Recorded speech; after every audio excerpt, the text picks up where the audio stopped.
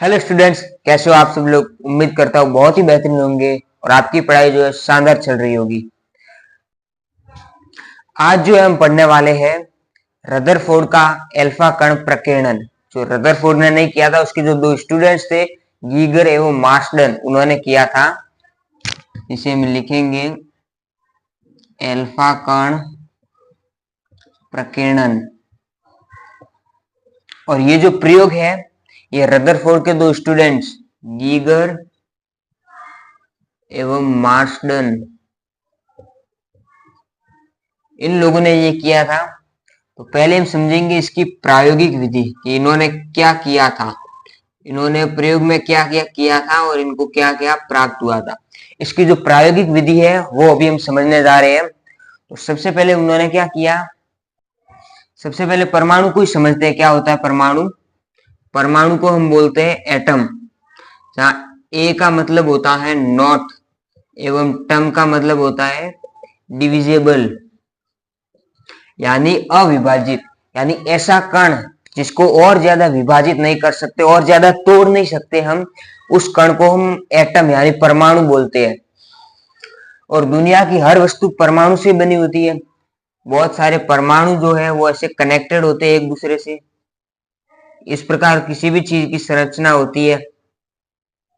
और इस प्रकार परमाणु की एक परत होती है, उसके ऊपर फिर दूसरी परत लगी होती है। इसी प्रकार परमाणु की एक परत, उसके ऊपर दूसरी परत, उसके ऊपर तीसरी, इस प्रकार कोई किसी भी चीज का निर्माण होता है। तो ऐसी होती है परमाणु की परत। तो इन लोगों ने क्या किया कि एक सोने की परत ली। सोना धातु होता है और सोना एक ऐसा धातु होता है जिसे हम बहुत ही ज्यादा पीट के एकदम पतला, एकदम साफ बना सकते हैं। और साइंस में ऐसा जो गुण होता है साइंस का, सॉरी किसी भी धातु का, जिसे हम आघात वर्धनीयता कहते हैं, आघात वर्ध्यता कहते हैं। आघात वर्ध्यता यानी आघात लगा के पीट के उसे हम पतला कर सकते हैं, बिल्कुल ही पतला कर सकते हैं। तो इन लोगों ने क्या किया, एक सोने की पतली शीट ली और उसे बहुत ही ज्यादा पीटा और इतना पतला किया कि हम उसे परमाणु की एक परत मान सकते हैं। हम ये मान सकते हैं कि उसके अंदर परमाणु की सिर्फ एक परत है, सिर्फ एक परत है। एक ही परमाणु एक दूसरे से सब जुड़े हुए हैं। इस प्रकार की ली उन्होंने एक पतली सोने की परत, एक शीट ली इस प्रकार की सोने की, इसके अंदर हम मान सकते हैं ये इतनी पतली है कि परमाणु की एक ही इसके ऊपर परत है। और उसके बाद क्या किया, इन्होंने लिए अल्फा कण। ये अल्फा कण क्या होते हैं, आप सिर्फ इतना याद रखो, अल्फा कण होते हैं हीलियम का नाभिक। हीलियम होता है जिसके अंदर 2 इलेक्ट्रॉन और 2 प्रोटॉन होते हैं। हीलियम के अंदर से अगर हम 2 इलेक्ट्रॉन बाहर निकालें तो हमें प्राप्त होता है He2+। He2+ मिलता है जिसके अंदर 2 प्रोटॉन होते हैं। यानी इसे हम हीलियम का नाभिक बोल सकते हैं। हीलियम का नाभिक जो जिसके अंदर प्लस आवेश होता है, धनावेशित होता है अल्फा कण, वो हमने लिया। अभी ये अल्फा कण आएंगे कहां से, तो इसके लिए हमने लिया एक रेडियो एक्टिव तत्व। रेडियो एक्टिव तत्व लिया, वहां से बहुत सारे अल्फा कण जो है वो उत्सर्जित किए। एक लिया रेडियो एक्टिव तत्व, ये लिया, और यहां से बहुत सारे अल्फा कण उत्सर्जित हुए। अभी यहां से हम अल्फा कण उत्सर्जित करवाते हैं तो क्या होगा, अल्फा कण जो है चारों दिशाओं में फैलेंगे, इधर भी जाएंगे, उधर भी, पीछे भी, साइड में, हर दिशा में जो अपने अल्फा कण है वो फैलेंगे। चारों दिशाओं में अल्फा कण फैलेंगे। और हम चाहते हैं कि अल्फा कण जो है सिर्फ इसी दिशा में, या सिर्फ सोने की जो पतली शीट हमने ली है सिर्फ उसी दिशा में आए। इसलिए हमने क्या किया, इसके चारों और इसके तीनों ओर जो है एक लेड की शीट ली। लेड यानी पीबी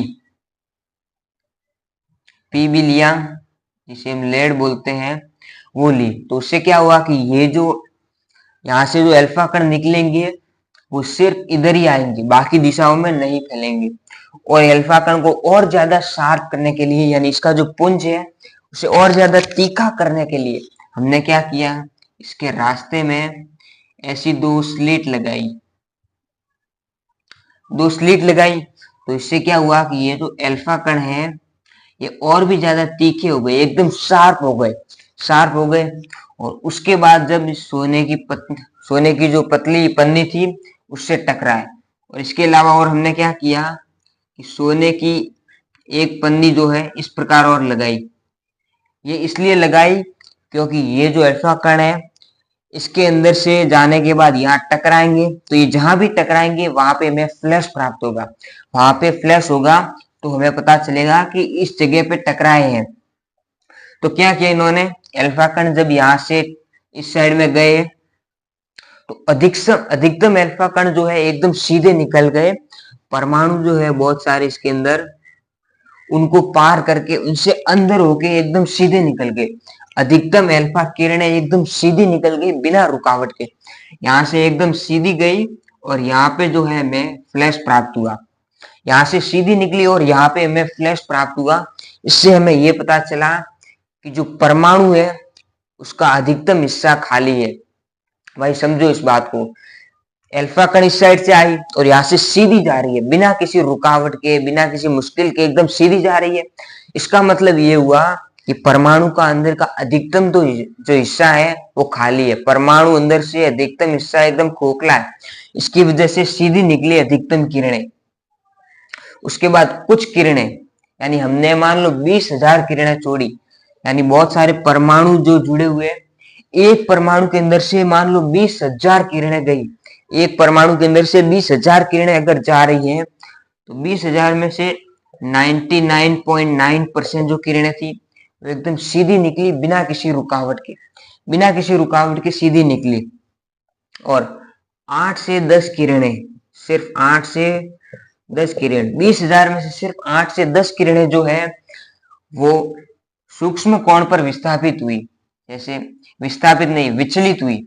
जैसे मान लो ये सीधी जा रही है, इनमें कोई डिस्टरबेंस नहीं है, लेकिन 8 से 10 किरणें जो है वो इस प्रकार विचलित हुई या फिर इस साइड गई और यहाँ पे जो है हमें फ्लैश देखने को मिला। समझ रहे हो, 8 से 10 किरणें जो है इस प्रकार विचलित हुई और ऊपर की ओर भी विचलित हुई, 8 से 10 किरणें। इससे ये पता चला कि ये जो है विचलित हो रही है तो यहाँ पे फ्लैश हो रहा है, यानी 8 से 10 किरणें विचलित हो रही है। और 20,000 में से सिर्फ एक किरण, 20,000 में से एक किरण ऐसी थी जो 180 डिग्री के कोण पर वापस मुड़ गई। 20,000 किरणें हमने छोड़ी, सिर्फ एक किरण जो है वो जिस दिशा में गई उसी दिशा में वापस लौट आई। इसे हम अगली स्लाइड पर समझेंगे। हाँ जी, तो यहाँ पे क्या हुआ, जैसे मान लो ये एक परमाणु है, एक परमाणु, इसके अंदर से मान लो 20,000 किरणें जो है हमने छोड़ी। ये एक किरण इस प्रकार जो है बहुत सारी किरणें जो है वो छोड़ी गई। अभी अधिकतम किरणें जो है यानी 99.9% किरणें जो है सीधी निकल गई, कुछ भी डिस्टर्ब नहीं है। यानी इससे हमें ये पता चला कि बहुत सारा अधिकतम भाग जो है परमाणु का वो खाली है, रिक्त स्थान है।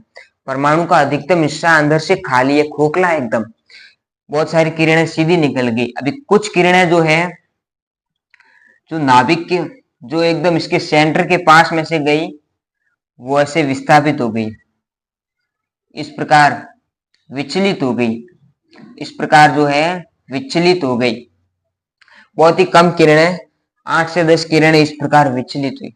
अभी एक किरण जो इसके सेंटर के एकदम सामने आई थी, एकदम सामने आई, उसके साथ क्या हुआ कि वो 180 डिग्री के कोण पर, 180 डिग्री के कोण पर यानी जिस दिशा में आई उसी दिशा में विचलित हो गई और वापस चली गई। यानी जिस दिशा में गई उसी दिशा में वापस आ गई।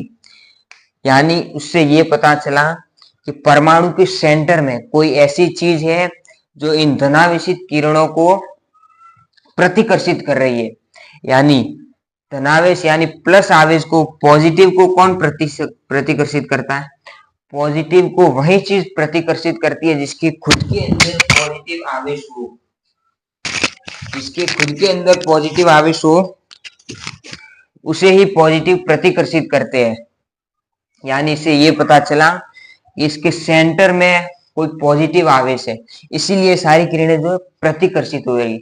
अब क्या है, पॉजिटिव आवेश बहुत बड़ा है या बहुत ही छोटा है, इसका कैसे पता लगाया? तो देखो, बहुत सारी किरणें यानी 99.9% जो किरणें थी वो सीधी निकल गई, इसका कुछ फर्क नहीं पड़ा। यानी ये बहुत ही छोटा है, क्योंकि 20,000 किरण छोड़ी तो इसमें से सिर्फ एक किरण ऐसी थी जो बिल्कुल इसके सामने गई। देखो, जो इसके पास में से गई, जो बहुत दूर गई थी वो तो सीधी निकल गई, सीधी निकल गई। जो इसके थोड़े पास में से गई वो हल्की सी विचलित हुई, हल्की सी विचलित हुई। और जो एकदम इसके सामने से आई, ऐसी किरण एक ही थी 20,000 में से जो एकदम इसके सामने से आई, और वो जिस दिशा में आई इतना भयंकर प्रतिकर्षित किया, उसी दिशा में वापस लौट गई। जो इससे थोड़ी दूर आई थी वो हल्की सी विचलित हुई, जो बहुत दूर आई थी वो बिल्कुल सीधी निकल गई, लेकिन जो इसके सामने आई एकदम, वो 180 डिग्री के कोण पर, यानी जिस दिशा में आई उसी दिशा में वापस लौट गई। सिर्फ एक किरण थी जो जिस दिशा में आई उसी दिशा में वापस लौट गई। इससे हमें ये पता चला कि ये जो बीच में सेंटर है, यहाँ पे एक धनावेश है, बहुत ही प्रबल धनावेश है, एवं ये बहुत ही सूक्ष्म है, बहुत ही छोटा। इतना छोटा है कि 20,000 किरणें एक परमाणु में से छोड़ी तो 20,000 में से सिर्फ एक किरण ऐसी थी जो एकदम इसके सेंटर में, इसके सामने गई, इसके सामने। यानी जो इससे बहुत दूर थी उन्हें ये प्रतिकर्षित नहीं कर पाया, जो थोड़ी पास थी वो थोड़ी सी प्रतिकर्षित हुई, लेकिन जो इसके सामने गई वो 180 डिग्री के कोण पर प्रतिकर्षित हुई। ये हमें पता चला।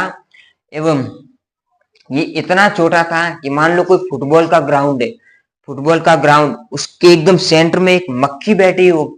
फुटबॉल के ग्राउंड को अगर हम परमाणु माने, एटम माने, तो उसके बीच में एक मक्खी बैठी हो, वो कितनी छोटी होती है, उतना छोटा एक परमाणु के अंदर ये था। और इसका पहली बार रदरफोर्ड ने इसका नाम रखा था नाभिक, न्यूक्लियस, नाभिक, और इंग्लिश में इसे न्यूक्लियस बोलते हैं, इतना छोटा।